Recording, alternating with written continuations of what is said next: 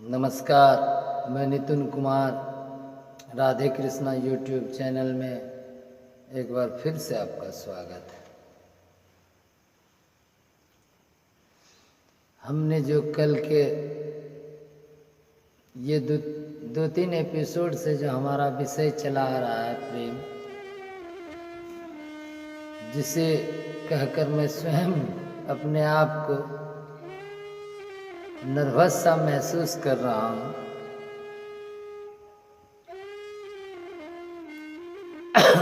कि प्रेम क्या है? शायद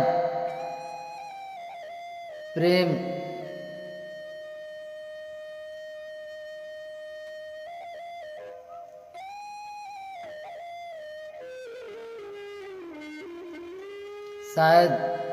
क्या है?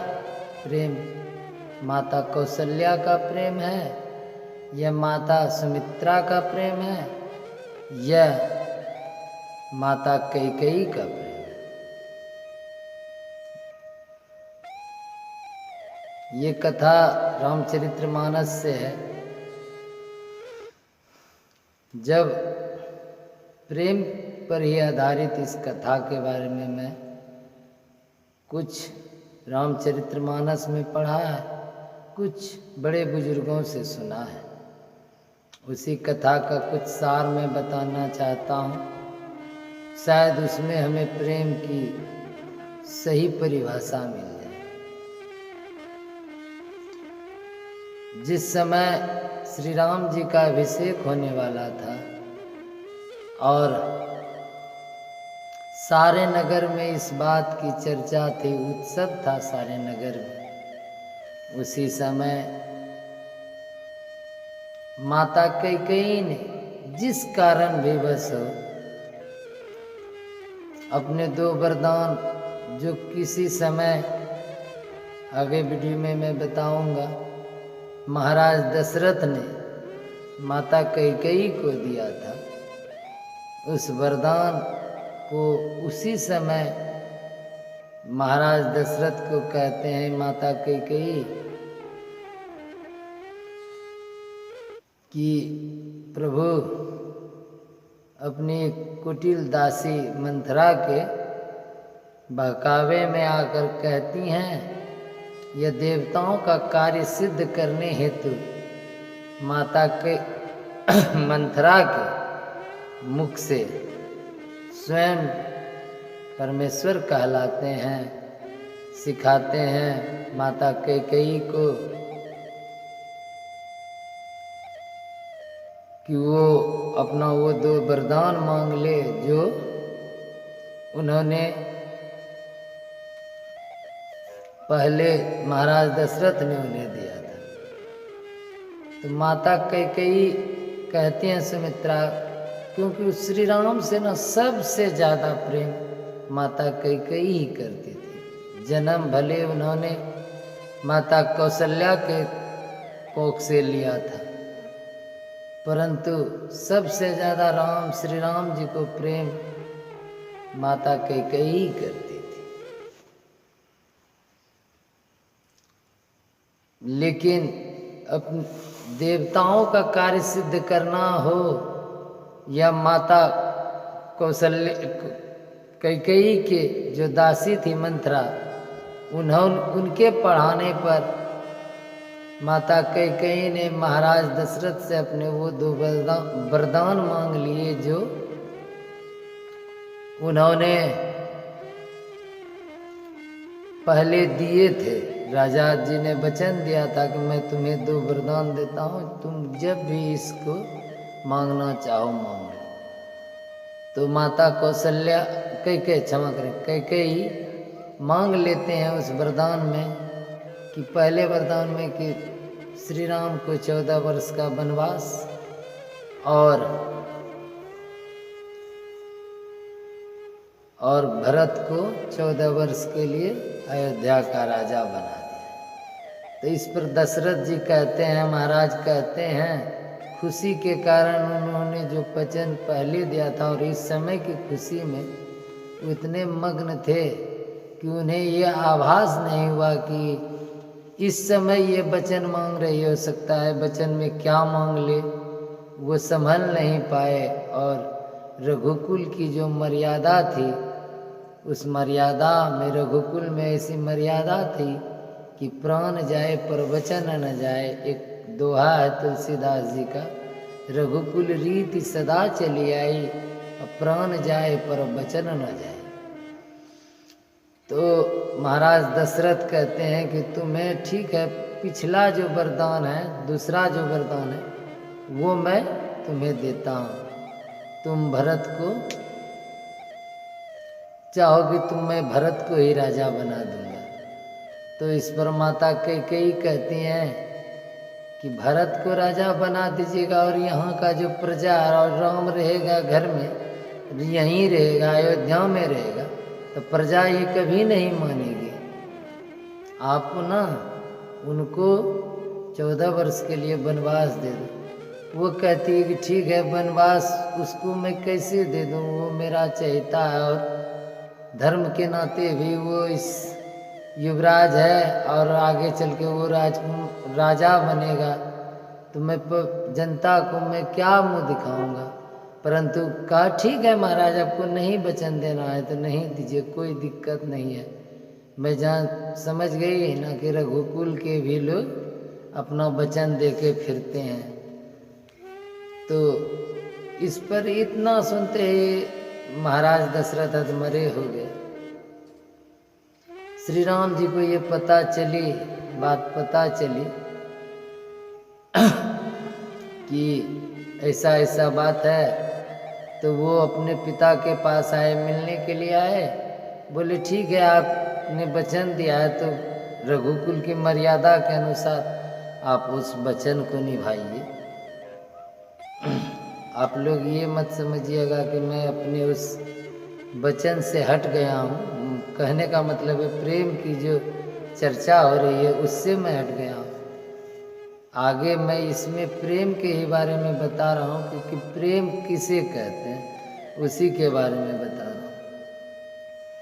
तो महाराज दशरथ से जब श्री राम जी मिलते हैं, कहते हैं पिताजी आप इसमें क्या बात है, अरे मैं राज करूं या मेरा भाई राज करे, भरत करे, तो मुझे इसमें कोई अंतर नहीं पड़ता। रही बात अयोध्या में ना रहने की, बन जाने की, तो इसमें क्या बड़ी बात है। आज तक तो हम वन में ही रहे हैं, क्योंकि शिक्षा के दोनों महर्षि के आश्रम में रहे। उसके बाद विश्वामित्र जी के साथ गए, तो अब तक तो हम वन में ही रहे, तो वन हमारे लिए तो कोई नई बात नहीं है। लेकिन महाराज दशरथ कहते हैं तुम्हारे लिए नई बात नहीं है पुत्र, मेरे लिए नई बात ना है। वो अलग था, ये अलग है। वहाँ तुम अपनी इच्छा से गए थे, तुम्हारा जब मन होता लौट आते। यहाँ 14 वर्षों का बंधन है।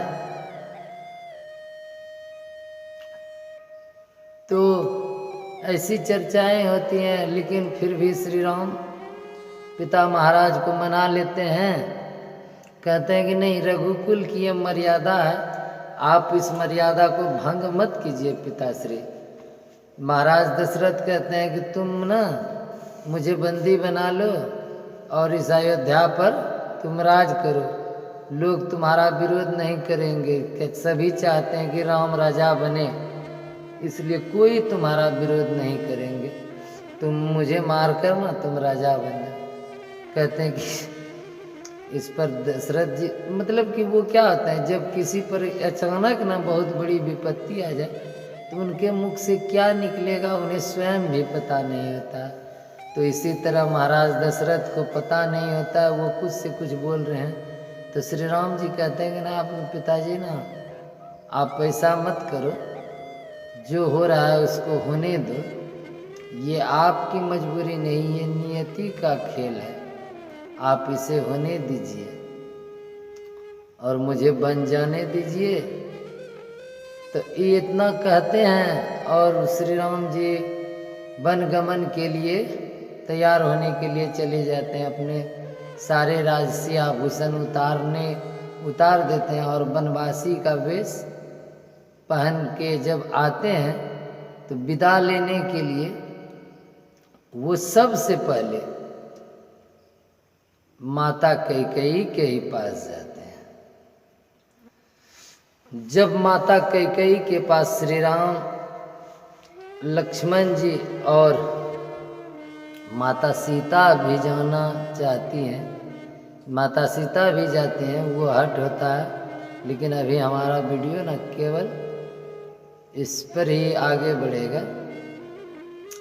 तो जब जाने के लिए, अंतिम विदा लेने के लिए जब माता कैकेयी के पास जाती हैं तो श्री राम जी आगे होते हैं, माता सीता उसके पीछे लक्ष्मण जी खड़े। जब वो माता कैकेयी के भवन में प्रवेश करते हैं तो श्री राम जी को वनवासी रूप में देख कर ही माता कैकेयी को ना वो क्या कहते हैं, मोह का जो वो उनके चारों तरफ मोह बंधा हुआ था, लगा हुआ था कि मेरा भरत गद्दी पर बैठे और ये मतलब कि राम चला जाए वन। राम जी को वनवासी वेश में ना देख कर माता कैकेयी के होश उड़ जाते हैं और वो कल्पना करने लगती हैं कि वन में मेरा पुत्र, क्योंकि वो थे माता, वो माता थी भरत जी की, लेकिन पुत्र का सारा स्नेह उन्होंने श्री राम को ही दिया था। यहाँ तक कि उन्होंने उनका रख रखाव, कहने का मतलब है उनका पालन पोषण, यहाँ तक कि दूध भी श्री राम को ही वो पिलाती थी। और भरत जी को माता कौशल्या जी उनकी देखभाल करती थी। तो श्री राम जी को केवल वनवासी वेश में देखकर ही उनका मोह टूट जाता है। वो कहते हैं नहीं पुत्र, मैं तुम्हें वन नहीं जाने दूंगी, वन में हजारों कष्ट होता है। और मतलब मेरे वो अपने आप को पूछते कि मुझे क्या हो गया, मैं अपने प्रिय पुत्र को वन कैसे भेज रहा हूँ। ये राम जी को देख कर कौशल मतलब माता कैकेयी में ऐसा बदलाव आता है कि वो अपने बात से मुकरने लगती हैं। वो कहते नहीं, मैंने वरदान मांग लिया, ठीक है, महाराज ने दिया भी तो ठीक है, मुझे नहीं चाहिए। तुम ना पुत्र कहीं मत जाओ, तुम यहीं रहो, तुम ही राजा बनोगे, ऐसा कहते हैं। तो उस समय केवल ना उस भवन के अंदर श्री राम जी और माता कैकेयी ही होती हैं और कोई नहीं होते हैं। तो उस पर श्री राम जी कहते हैं, हे माता, आपने जो ये कहा ये आपने नहीं कहा, ये तो नियति है, ये तो नियति का खेल है। शेष अगले वीडियो में। नमस्कार, राधे राधे, जय श्री कृष्ण।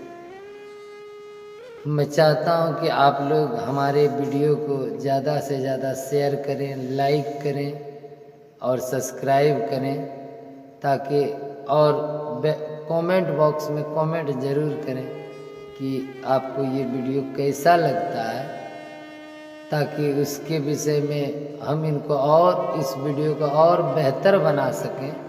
इसलिए कमेंट बॉक्स में कमेंट ज़रूर करें और कृपया कमेंट हिंदी में करें।